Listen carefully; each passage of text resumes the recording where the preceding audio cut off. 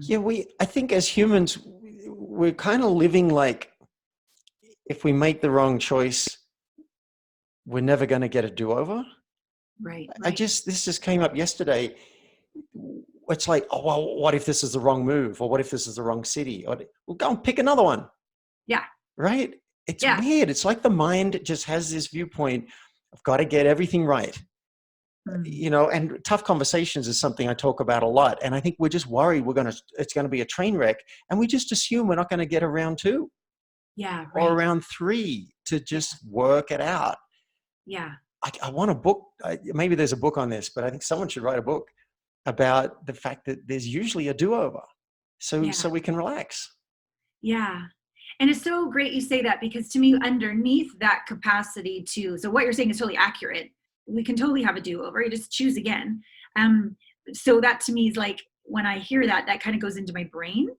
But like, if I was to look down under the chin, my little Alana, she's like, oh no, it's going to be like, there's an integration that has to happen in there. That's okay. My heart, my soul. And so for me, when I do my, like I literally talk to myself on the inside, and I go, you know what? Even if it's not the right place, I got you. Even if it's not the right place, I love you. Even if it's not the right place and people say, why did you go there? I'll never judge you, or to the best of my ability, right? Like that inner relationship of safety on the inside, home on the inside, security on the inside, approval on the inside, loving my hot mess as much as my triumphant chick on the inside. Right. There's an exhale that happens, so that when I hear you go, oh, just choose again, she's like, really? I go, yeah, it's okay. It's okay. It's almost like I pet her like she's my cat until she curls up inside. Yeah, that sounds right. Maybe it's the inner child in us that's like, everything's final. And when we have a headache, it just seems to the mind like it's going to be like this forever. We don't even realize it's just 30 minutes, or it's just Byron Katie says, time it. When things are miserable, time it. And I think she's onto something, that we just give yourself a period of time to feel, and then you're done.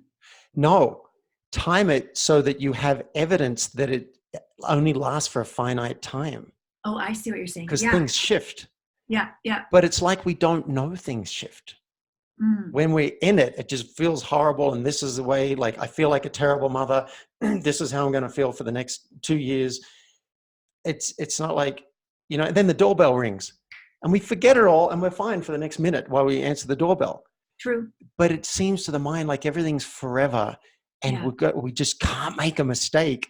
Whereas the world does seem to be fairly forgiving about a lot of things. And even with a tough conversation, when you screw it up, you might get around to like, hey, can I get a do-over on that?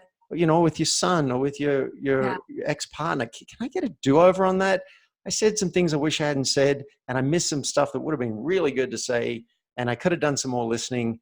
I want someone to write this book. I don't think it's going to be me, but the whole idea that you don't have to get it right the first try. That might be the title. Yeah. How do you, thank you. How do you, as a little kid, when you watch your sister pass and she doesn't get a do-over, how do you bring that conversation into that realm of finality? To me, you can now talk to her on the other side. Her energy, she didn't go anywhere. Her body did. But to me, her spirit is now just on the other side. And that's one of the ways that helped me get over my best friend dying when I was young, my mom dying, is that these psychics that could talk to the other side, and there's no way they could have made up the silly jokes that they gave them if it wasn't really them. So I had great peace that even though it's finite, it's not really finite, that we live eternally. How do you make peace? Well, I'm going to answer that in 2 opposite ways. Yeah. Firstly, I'm realizing this might be where I got this finite idea from. Right. That my sister was gone. That's it. So I can see why we might be walking around going, you get one shot at it, and particularly my nervous system. I'm a control freak. And once I yelled out through tears, if there's noise and things aren't controlled, then things get screwed up and people die. I yelled this out. I was like, whoa. Yeah, I get that. So I could see how I might be walking around with that. And then once, when I was I was grieving so much for my loss of a sister, and I look at other people with siblings and I go, you don't know how lucky you are Yeah. to have and I have a brother now. My brother was born after my sister died, but I was feeling so sorry for myself. And then I realized, if I really wanted a sister, if that was a priority for me, I could create a relationship with almost anybody in the world. True, true. I could ask enough people, Yeah. I'm looking for a sister. Are you interested in the job? And I could create that. Yeah, true.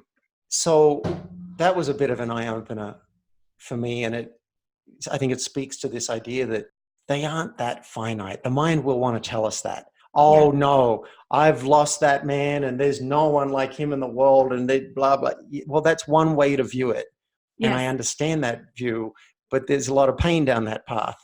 Mm. But I can still feel him. I can still relate to him. I can create a shrine for him, and I can go and find another man to relate to and honor and celebrate. Totally. Yeah. Long answer to your question. I love that answer, because it's kind of, sometimes I get really like, I don't know, sensual is the right word, but so I lost a friend. Okay, I kind of have new friends. I lost my mom. I've literally said, okay, I choose more moms and dads. I don't really care for my dad, so I'll choose another dad. So I have wonderful mother, father figures in my life. I have wonderful friends in my life. And I get to the point where I'm like, I'm just gonna like make love with you all day long, universe, and you can make love to me all day long. So I never feel like I'm not making love. And like, sometimes I'll really take it up a notch where I'm like, I'm so at choice here, whether I'm just going to be a big old victim all alone, poor me and my vibrator, or I'm just going to be like juicy and alive. And how would you like to penetrate me today with your glory? Like, bring it. What do you got? That's a great extreme example of the two different attitudes. Yeah. It just reminded me, the ex-girlfriend who took the dog and doesn't talk to me anymore. Yeah. I now feel like I'm starting to have a relationship with her again within myself. Oh. It's just, it's been happening during the lack of sleep and the fatigue, and the last 3 months have been brutal. And I've been waking up and tears have been flowing. And then I just found myself with appreciation.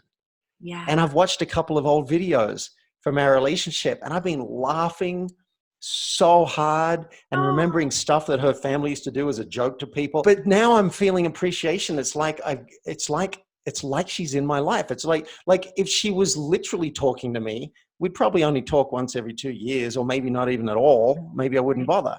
Right. But now I get to actually have a relationship. I do believe that everything is in our head. And when we think it's outside of us, I just think we have less power over our experience. But when we realize that everything in the whole world flows through our senses and our thoughts, everything is perceived through that. Yes. This is where to look.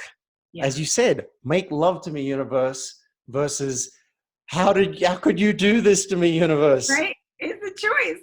Yeah.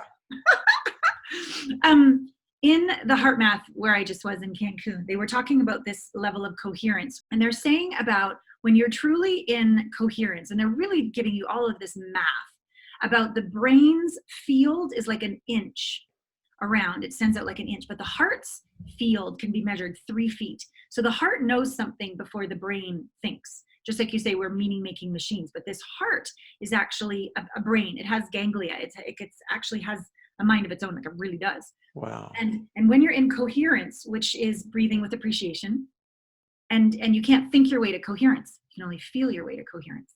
So it's feeling appreciation, kindness, care, empathy. And when you feel this, you not only tap into your own intuition, but the non-local intuition. And they are scientists, and I didn't ask this question, but I think that's where everyone that's passed lives. I think that's where everybody else's truth, whatever, swims around out there, and you can know things you ought not to know, or feel this sense of connection. It's not an actual call, but it's real, and you feel it.